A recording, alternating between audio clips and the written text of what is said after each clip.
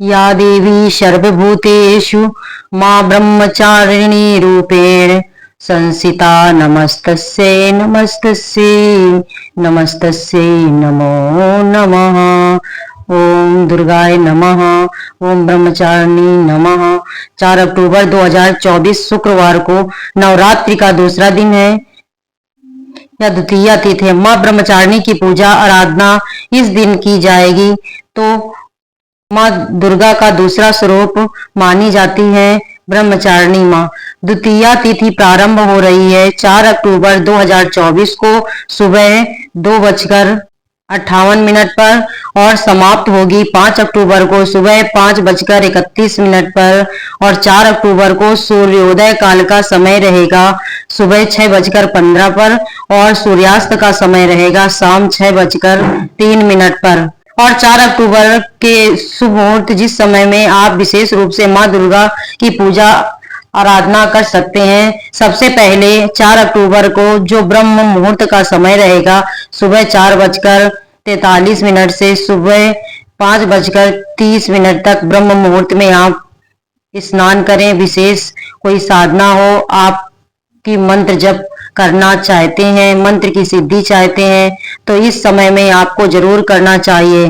पूजा का दूसरा शुभ मुहूर्त आपको प्राप्त है अभिजीत मुहूर्त का, जो कि सुबह 11:51 से दोपहर 12:38 तक रहेगा।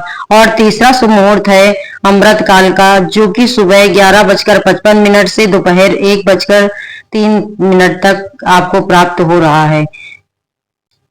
यह सभी शुभ मुहूर्त है। इस समय में आप विशेष रूप से अगर मंत्र सिद्धि या पूजा आराधना करना चाहते हैं माता रानी की तो आप यह समय आपके लिए बहुत ही शुभ है। और राहु काल का समय सुबह 10:04 से 12:01 तक। यह सभी मुहूर्त आप चाहें तो नोट करके रख सकते हैं और माँ दुर्गा की विधि विधान से पूजा कर सकते हैं। अब सुनेंगे माँ ब्रह्मचारिणी की कथा। उत्तमा माँ दुर्गा की 9 शक्ति का दूसरा स्वरूप माँ ब्रह्मचारिणी का है। यह ब्रह्म का अर्थ तपस्या से है। माँ दुर्गा का यह स्वरूप भक्तों और सिद्धों को अनंत फल देने वाला है। इसकी उपासना से तप, त्याग, वैराग, सदाचार और संयम की वृद्धि होती है। माँ ब्रह्मचारिणी ने भगवान शिव को पति रूप में पाने के लिए कठोर तपस्या की। इस कारण माँ को ब्रह्मचारिणी एवं तपस्विनी कहा गया। भगवान शिव की आराधना के दौरान उन्होंने 1000 वर्ष तक केवल फल फूल खाए तथा 100 वर्ष तक साग खाकर जीवित रही। कठोर तप से उनका शरीर क्षीण हो गया। उनका तप देखकर सभी देवता, ऋषि, मुनि अत्यंत प्रभावित हुए।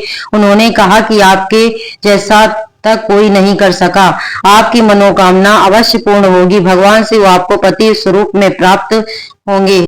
और अब आप तपस्या छोड़कर घर लौट जाओ। जल्द ही तुम्हारे पिता तुम्हें बुलाने आ रहे हैं। इस देवी माता की कथा का सार यह है कि जीवन के कठिन समय में भी मन विचलित नहीं होना चाहिए और देवी ब्रह्मचारिणी की ऐसी प्रकार से आराधना और तपस्या करने से अनंत फल की प्राप्ति होती है। तप, त्याग, वैराग, सदाचार, संयम जैसे गुणों की वृद्धि होती है। जीवन के कठिन संघर्ष में भी व्यक्ति अपने कर्तव्य पथ से विचलित नहीं होता है। जिस प्रकार माँ ब्रह्मचारिणी देवी की कृपा से सर्व सिद्धि और विजय की प्राप्ति होती है, उन्होंने इतनी कठोर तपस्या की कि भोले बाबा को प्राप्त कर लिया। इसीलिए माँ ब्रह्मचारिणी का ध्यान अवश्य करना चाहिए। माँ ब्रह्मचारिणी को साक्षात ब्रह्मा का स्वरूप माना जाता है। माँ ब्रह्मचारिणी का अभिषेक कर लीजिए। और अभिषेक आप नहीं कर पाते हैं तो जैसे ही विग्रह आपने स्थापित कर दिया या फिर आपके पास फोटो है तो ऐसे में आप एक पात्र में थोड़ा सा पंचामृत अर्पित कीजिए, मन में या ध्यान करते हुए कि आप माँ ब्रह्म का अभिषेक कर रहे हैं। फिर जल से अभिषेक कर दीजिए। इसके बाद वस्त्र इत्यादि समर्पित कर दीजिए। वस्त्र के स्वरूप में आप कलावा अर्पित कर सकते हैं। कलावा के 2 टुकड़े तोड़कर वस्त्र के स्वरूप में अर्पित कीजिए। फिर यज्ञोपवीत अर्पित कीजिए।